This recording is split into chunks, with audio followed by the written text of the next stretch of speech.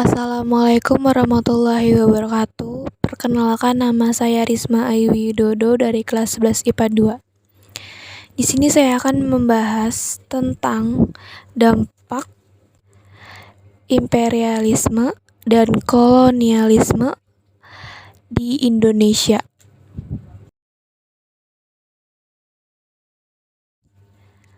Ternyata imperialisme dan kolonialisme di Indonesia yang dilakukan bangsa Barat telah memberikan dampak di berbagai bidang kehidupan, seperti di bidang politik, bidang ekonomi, bidang sosial, dan bidang pendidikan. Mari kita bahas dampak-dampak tersebut dalam penjelasan berikut ini. Bidang politik. Didasari atau tidak, bentuk pemerintahan kita sekarang juga merupakan warisan dari pemerintahan kolonial Belanda.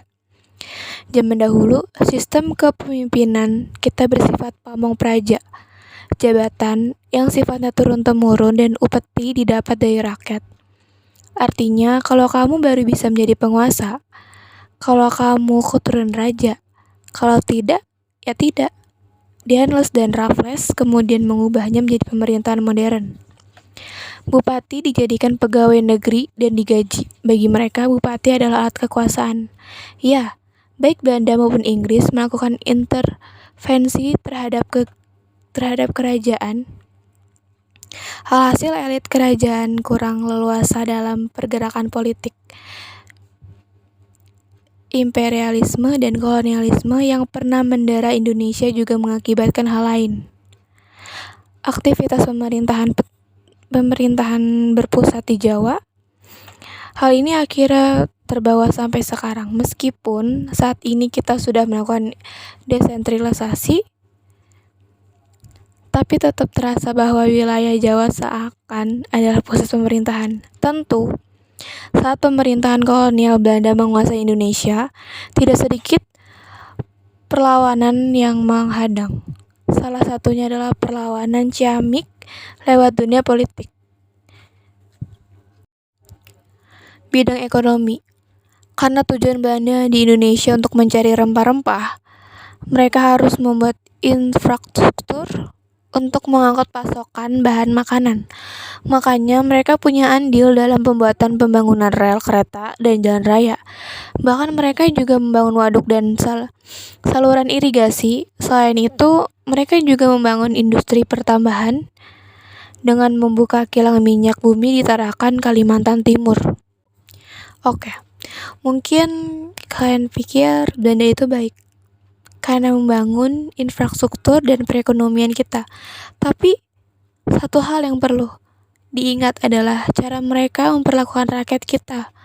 Kebijakan tanam paksa dan ekonomi liberal yang mereka bentuk membuat rakyat Indonesia dipaksa menjadi penghasil bahan mentah saja. Halhasil, kita tidak punya jiwa entrepreneur.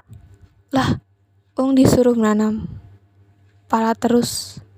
Ya, monopoli dagang yang dibuat VOC juga membuat perdagangan Nusantara di kancah internasional jadi mundur. Karena kita cuma tahu bikin bahan mentah, tapi tidak tahu cara mengolah lebih lanjut. Bidang sosial budaya. Sayangnya, kedatangan kolonial memperburuk sosial budaya kita. Adanya Belanda yang membuat kita terbiasa hidup dalam kotak-kotak masyarakat. Mereka dengan sengaja membuat kasta antar golongan. Buat mereka, bangsa Eropa adalah yang tertinggi, disusul Asia, Timur Jauh, dan kasta terendah adalah kaum pribumi. Tidak hanya itu, penindasan dan pemerasan secara kejam juga terjadi.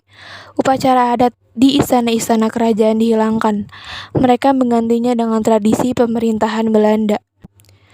Kebiasaan pemerintah kolonial menggunakan bahasa Belanda, di sisi lain, membawa pengaruh tersendiri.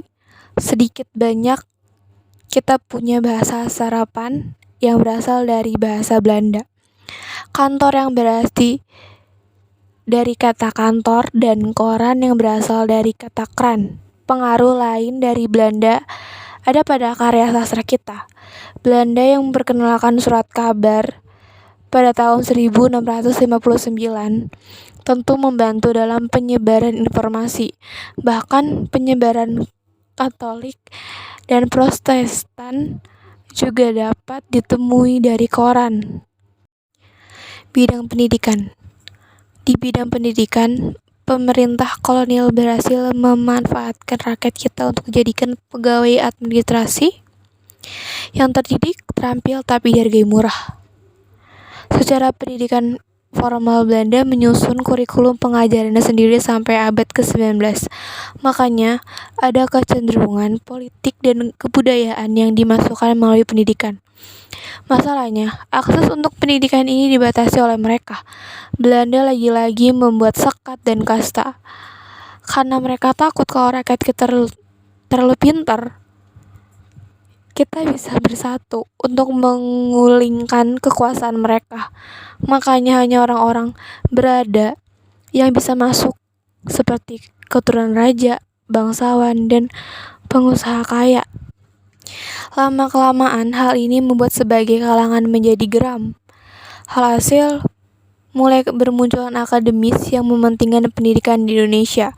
Mulai dari berdirinya Budi Utomo, masuknya pendidikan berbasis agama seperti Muhammadiyah, dan tentu saja lewat Bapak pendidikan kita, Ki Hajar Dewantara.